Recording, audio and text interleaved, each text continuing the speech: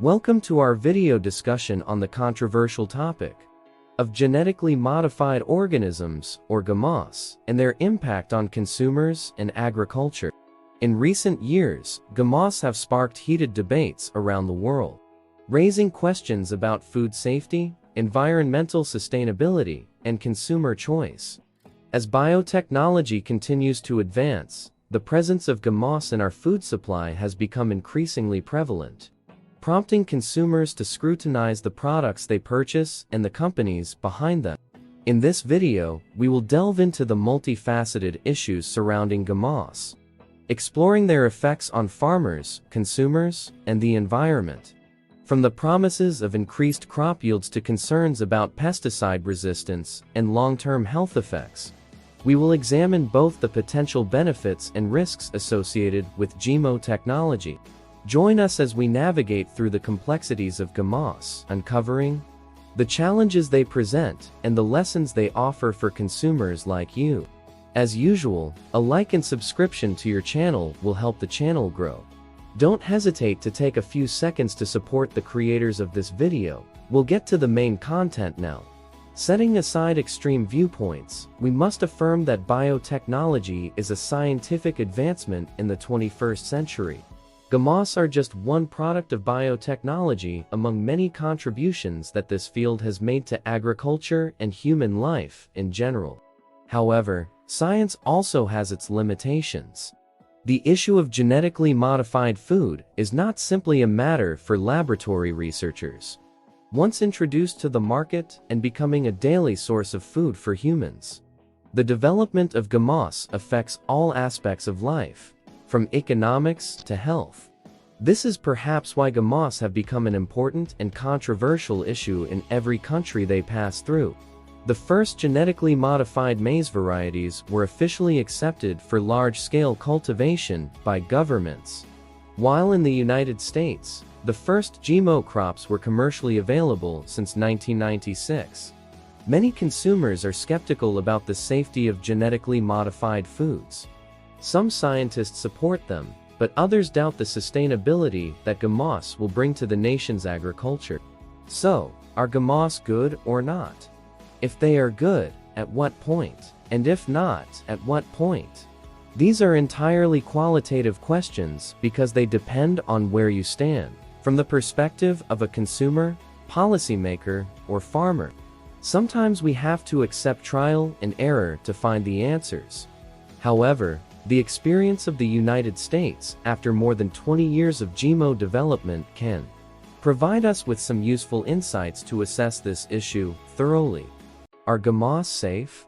This is one of the most debated issues in discussions about GMOs. Assessing the safety of GMOs, once again, depends on the standards you rely on. Many people believe that the food safety assessment process in the United States is stringent, so GMOs must be safe. If the FDA, the Food and Drug Administration, has allowed GMOs to be sold on the market for over 2 decades, it is true that the FDA has a relatively rigorous process for managing food safety, commonly known as GRAS. Basically, products must meet the criteria set by the FDA before being introduced to the market. However, genetically modified foods are an exception. Most Americans are also unaware that the FDA does not undergo safety testing procedures for genetically modified foods, as it does for other conventional foods. This fact was only revealed after lawyer Steven Drucker and his colleagues sued the FDA in 1998. Documents produced by the FDA in response to court orders revealed that the FDA bypassed safety testing procedures for GMOs sold in the US. Although it still claimed that genetically modified foods are safe compared to their conventional counterparts. Since the court has not made a final ruling, the FDA has not changed its official website announcements or admitted to violating the law by bypassing GMO safety testing procedures. Some argue that the FDA bypassing food safety testing procedures is not a big concern. The reason is that, to date, studies have not shown any clear trends indicating that genetically modified foods are harmful to human health. Specifically, Some studies conclude that genetically modified foods are harmful, while others find no connection. Relying on scientific research, especially studies published in reputable scientific journals, is one of the objective evaluation criteria that cannot be denied. However, research related to GMOs, especially studies on the safety of GMOs, faces a significant barrier: intellectual property rights that large GMO companies like Monsanto and Syngenta vigorously protect and exploit to restrict unfavorable research. If you want to conduct research related to GMOs, for example, on Bt maize produced by Monsanto, it is not as simple as going to the market to buy maize seeds for experimentation, as you would with other seeds already widely available on the market. In reality, scientists conducting experiments and research on GMOs must obtain permission from the companies that produce them, in this case, Monsanto. The company will review your idea and decide whether you are allowed to use their plant varieties for experimentation or not, citing intellectual property rights protection to avoid seed theft. In 2009, The New York Times reported that 29 scientists from universities across the U.S. collectively raised their voices about this issue, claiming that under current regulations, no independent study can be conducted. Many ongoing studies have been suspended because companies did not grant permission to use GMO seeds. Some scientists have even been sued or lost their jobs after publishing research results under pressure from companies that invest heavily in sponsorship and have tentacles in various places, from reputable scientific journals to government agencies. Meanwhile, financially strong companies continue to pour money into research institutes and universities, making independent studies increasingly scarce, and studies that are skewed to benefit companies are on the rise. Note that I am not suggesting that accepting sponsorship from companies means research loses its independence, but generally, it can be influenced. We do not deny science, but we must recognize a fact that in the issue of GMOs, especially in research on the safety of GMOs, science has certain limitations, if not being nearly controlled by biotech companies. Therefore, we need to be cautious when relying on scientific research to assess the safety of GMOs. Numbers don't lie, but those who use those numbers might. Another limitation of research on the safety of GMOs stems from the fact that GMOs are not labeled in the US, making it difficult to distinguish the effects of consuming genetically modified foods from conventional products. Current studies also mainly stop at the short-term level 90-day experiments on mice, with almost no research evaluating the long-term effects of GMO use on humans. However, some recent statistics in the US show that the rates of food allergies, autism, cancer, and some chronic diseases related to kidneys, high blood pressure, etc., have increased in parallel with the amount of glyphosate used in Roundup-Ready pesticides for maize and soybeans over the past 20 years. Are GMOs the cause of these diseases? We need time to answer. Research also needs time and enough reliable data to draw conclusions. But these figures are worth considering, as the truth still lies somewhere in the future. So, the question arises whether it is worth using GMOs in daily food production with unknown risks. And what are the benefits that GMOs bring to farmers, consumers, and agriculture? And are these benefits greater than the costs and risks they entail? Firstly, for farmers, one of the benefits of GMOs that biotech companies often emphasize is helping farmers reduce the amount of pesticides, herbicides, and even the need for labor-intensive tillage. This is not to mention that increased yields will help farmers earn higher incomes, even though they have to buy seeds every year. The early years of growing GMOs were probably quite favorable for most American farmers. High yields made them excited and expanded the area of GMO cultivation quickly. From 1996 to date, more than 50 types of genetically modified crops have been commercially accepted in the United States. The most common include corn, soybeans, cotton, canola, and alfalfa.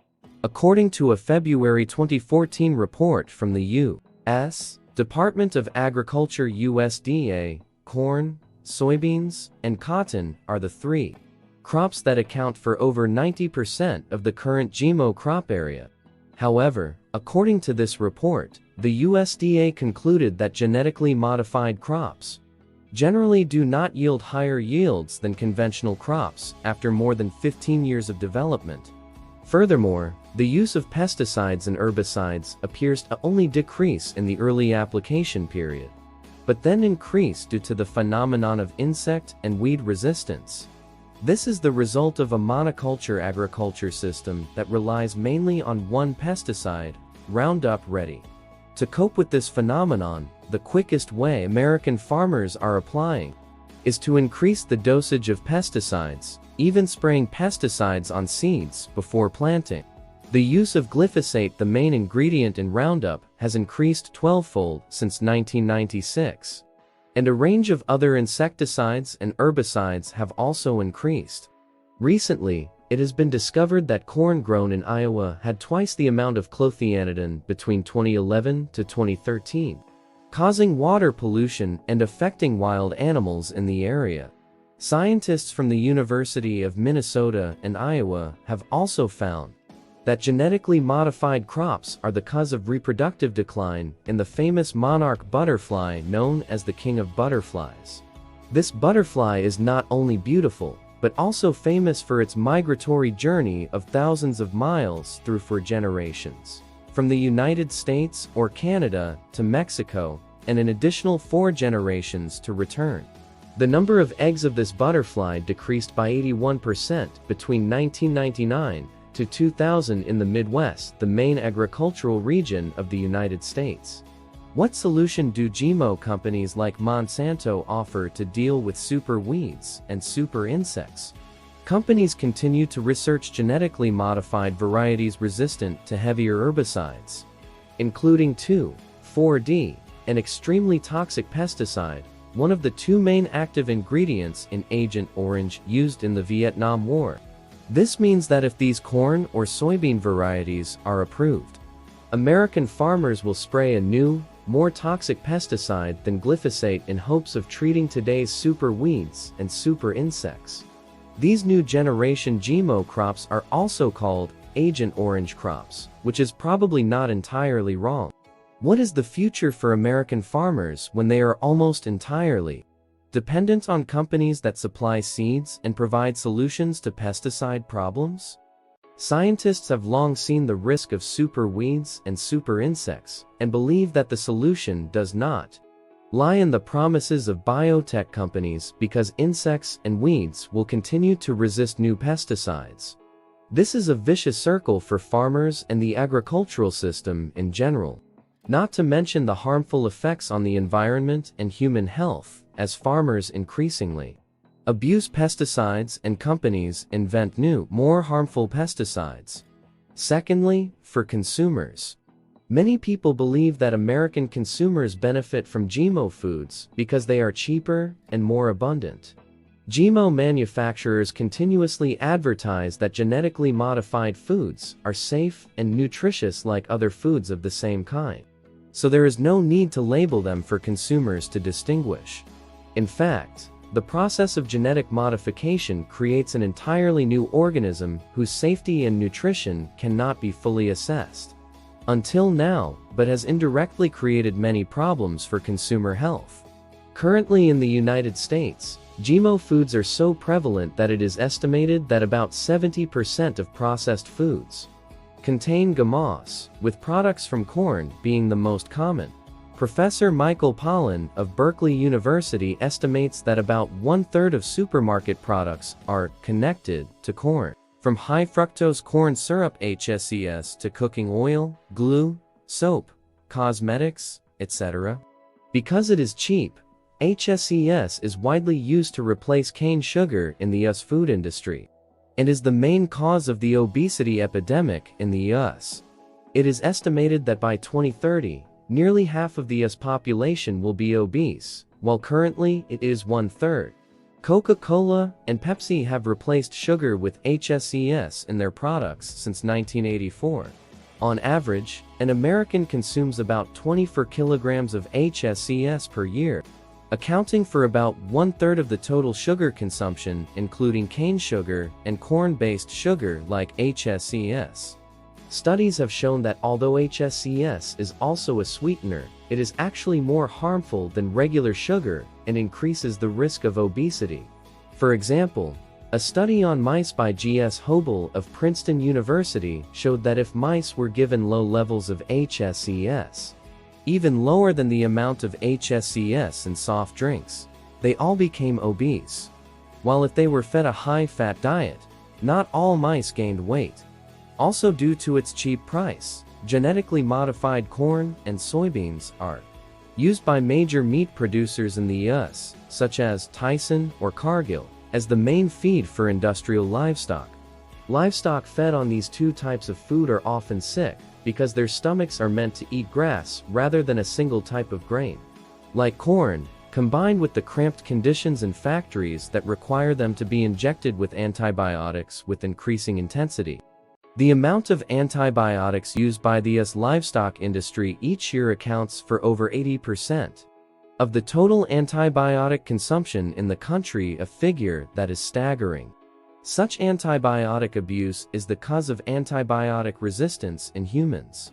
According to a report from the Centers for Disease Control and Prevention (CDC) in the U.S., about 2 million people get sick and 20,000 die from antibiotic resistance each year. So, what lessons are there for consumers like us? GMOs are a storm that many governments find hard to avoid, whether they want to or not. Financial strength from biotech companies, coupled with support from the US government, will make it difficult for some governments to refuse permits for genetically modified crops. The issue is just how much GMOs will develop. One thing is for sure, many consumers worldwide are skeptical about GMOs. And the current strong trend is to support green products and organic farming. Products provided by small farms rather than large industrial farms. After over 20 years, American consumers have learned a bitter lesson. They have become white lab mice for GMO testing.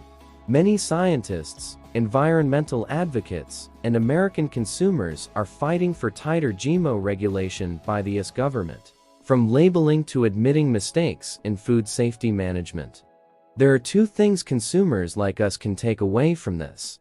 First, we should not rely entirely on the government to manage food safety. A government as tightly regulated as the US still has misconduct in a sensitive issue like GMOs.